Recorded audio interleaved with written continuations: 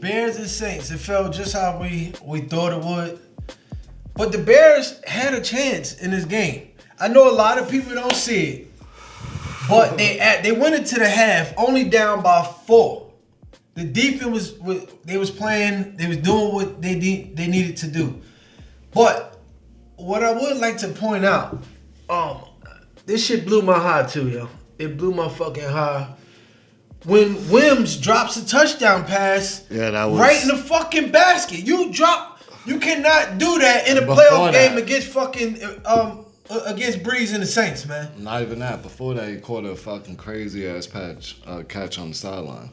And then the easy one, he caught the hard pass, and the shit was in his bread basket, and that could have changed the whole complexion of this whole fucking game, man. Yeah, definitely. That seemed like right after that, they couldn't get right. They couldn't score the whole damn. They couldn't get right. It was almost like that shit just put a pin needle in a goddamn tire. And slow leak. That shit just drained the life right out of him. They were trying to drive, but that tire was just fucking. Yeah, man. Like Trubisky, I feel like he did.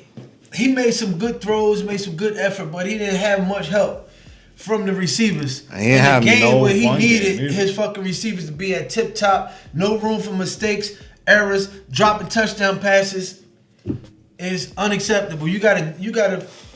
They need a run game. New Orleans, they set them down. Yeah. And just like Baltimore, just like they did a good job shutting down fucking Henry. These coaches play for their run. The strength of both of those officers, they completely neutralized that shit. And it showed. Once you take that run game away, it was fucked. Down the goddamn hill. Did you see the slime in the end zone? Who? It was the football game was on Nickelodeon. I like that the NFL is doing. Yeah, I seen a post on Facebook. Yeah, slimed in the end zone. It was pretty cool. But Mitch Trubisky won a MVP, a Nickelodeon Most Valuable Player. Mitch Trubisky. Listen, it's talks about him coming to 49ers for a year. I think Chicago might pay him for 1 year. They're not really interested in keeping him on there like that.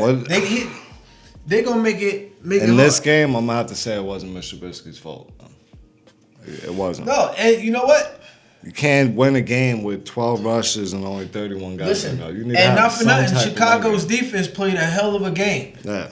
They played a hell of a game, keeping shit in check. But how many punts was it? About 7 punts? Was it 7 punts? You punted 7 times.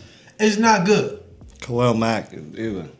Defense gonna be gassed out. The defense. Khalil Mack had 1 goddamn tackle, bro. No sacks. But he kept shit contained because, of course, they was giving him the double team. They obviously respected Khalil Mack's pressure ability. But when you consistently turning that ball over, and you know what? Trubisky, he was doing his thing. His receivers didn't help him out much. They couldn't get the run game going. Them 3 and outs fucked them over. Yeah, your defense consistently got to be on the field trying to fucking tackle all goddamn game. That shit. The time of possession, they had the ball for damn near. The Saints had the ball pretty much the whole game. 40 minutes. 40 minutes opposed to 20 minutes. And so with that type of ball control, Drew Brees that's going to happen. Going to disintegrate. But Drew Brees is on fire, though. He did his thing. 28-39, 265 yards, 2 touchdowns. God damn. Michael Thomas scored a touchdown. I didn't know Michael Thomas hasn't scored a touchdown in a year, bro. Did you know that? Yo, Michael Thomas, he's always productive. He didn't get in there. He got other people around him. He got Cook. Michael Thomas hasn't scored a touchdown. Well, he scored a touchdown that game, but he hasn't scored since that game in a year, bro. Can you believe that? No. I would have never thought that Michael Thomas hasn't scored in a year, bro. Well, I mean, he still got numbers. He just didn't make it in there. When they get down there, you know who they call on? Kamara. And anytime he's down, they call his number, he touching that end zone. The one game he had 6, broke a record. Well, almost broke a record. He tied 6. Yeah, I won this game. Almost 100 yards. Tried to get that 100, but couldn't get Yo, that. wait, hold on. My bad.